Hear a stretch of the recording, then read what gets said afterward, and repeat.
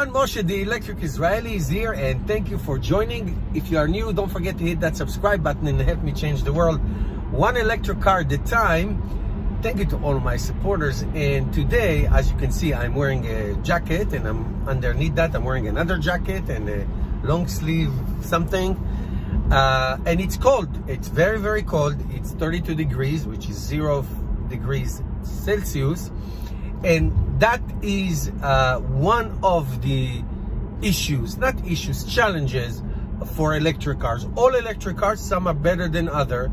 How do they perform in very cold weather? Now, just for you to know, gasoline cars, obviously I own many gasoline cars. Gasoline cars, miles per gallon average is significantly different, for the worse, in the winter, because you need much more energy to heat the cabin, to get the car warmed up, the engine, and all the heating system. So it is true for every car, but the difference is, a gasoline car, you go into the gas station in 3.5 minutes, you're out and you're ready to go. When it comes to electric cars, there's more planning. Now, obviously, it is significantly better now with the infrastructure and the fast charging, especially for Tesla cars, but also for non-Tesla cars. It's significantly better than ever, I would say. But still, there are certain things you need to know before you buy an electric car, whether it's new or used, that you need to know. I would give you the rule of thumb: if you can afford it, I would invest in the battery size rather than full self-drive. If I have $10,000 to spare, and my choices is full self-drive and a Tesla model, any Tesla cars, versus the biggest battery on a Model 3, let's say the dual motor, which gives you over almost 100 miles more in terms of range, obviously go for the battery, for the range, and not for the other technologies. Not that it's not important, but if I have to choose one or the other. Now, having said all of this, if you're a person who just commutes and rarely takes long trip drives, and even if you do that, it's in the summer, then a base Model 3 should be just fine. Just fine. Now, if you buy a Tesla Model S, you probably can afford both, because that is an expensive car, or any other cars above that. So what I'm saying is this: always favor range versus technology, if that's your choice. If you can do both, then it's great. If not, no.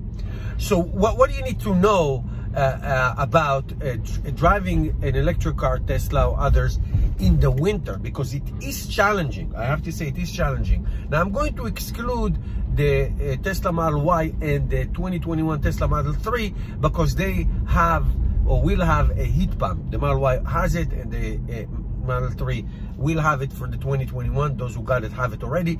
So that's a game changer, because it does help a lot. But even if with that, you still have to understand the following: that cold weather is the number one culprit in range and how far the car will go.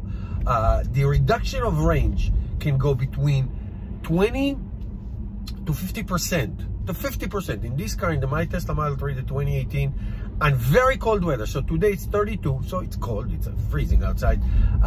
Knowing that the car will consume much more energy just to keep me warm and to get the car going, and I will lose 20 miles for every 100 miles of range. So that's basically, we should just count on that. If the temperature goes lower, let's say to 25 degrees or -5, -7 degrees Celsius, then the heat is much more. So understand that if you take a long trip, understand that when you charge the car and you warm it up, and you make sure you warm it up when it's plugged in, understand that everything that you do is going to be reduced by 20-30% or even more. So that's number one in affecting range of electric cars. Number two, and that is true for winter and summer, but especially in winter, it's your speed. Okay, there's a big difference between 65 miles an hour on the highway versus 75 miles an hour or 70. Every mile more, the range is going to be significantly affected by your total range, okay, and the highway speed. Again, if you just drive locally, forget everything I said, okay? That's, and you have a big battery electric car, you should be fine doing everything you need. Then your heating of the cabin. Okay, so right now I'm using my seat warmer, which is very nice, and I'm using the heat. I'm driving locally today, so I'm not thinking about it. But if you go long trip, obviously make sure you preheat the car really good. Take good 20 on a day like this of 0 degrees Celsius, 32 Fahrenheit. Give the car 20-25 minutes of preheating plugged in, so you don't lose so much range. And let the car warm up, and make sure that your seats are getting warmed up and all that. And then you can manage on and off the heating of the cabin. You know, you can put it at 70 or 68 degrees or something like that. Keep yourself comfortable, but know that that part of your driving experience will affect. Again, will affect. It's a combination of many things. Will affect your range. I can tell you, turning off the heat can save tremendous amount of range, meaning you can gain more range. But obviously you don't want to drive without heat, but you want to manage it in a way that you get to your destination safely. Because the destination safely. So these three components are extraordinarily important. Now, like in every car, weight, how many people are driving in your car, and or anything that you drag, where it's a trailer or something that you put on your roof. Those anything that you drag and anything that you pull is going to significantly affect your real world range, the actual miles you want to get out of your trip. Now, elevation, obviously elevation is very important. Now I'm going to go up a little hill. I'm going to need more power. I'm going to actually go into a steep hill right now. I'm going to need more power to move the car forward. So elevation is extraordinarily a factor into how your car is going to be affected by range. That's that. And a headwind, of course, headwinds, again, anything that come against you or anything that you need to drag, always affect your maximum range. So just know, if you go to a long trip, and I have a whole channel, a whole playlist on my channel for long trips that document this. So all of these things are important to know before you go to your next destination. Now, the good news is, especially if you drive a Tesla car, there are so many superchargers that your range anxiety is not eliminated, but just about eliminated in terms of, am I going to make it to the next charging station? And if you play it correctly, you should be able to do that. Now, obviously, it is not advisable to charge your car to 100%, but if you do need that, if you're going from one point to the other and there's nowhere to stop in the middle to charge, if you need to know that, to do that, then you should charge to 100% and calculate your driving and your speed and whatever it is that you do accordingly, so you can make it safely. Now, I had some close calls, I would say, especially one trip to Florida around the Carolinas with tremendous rain.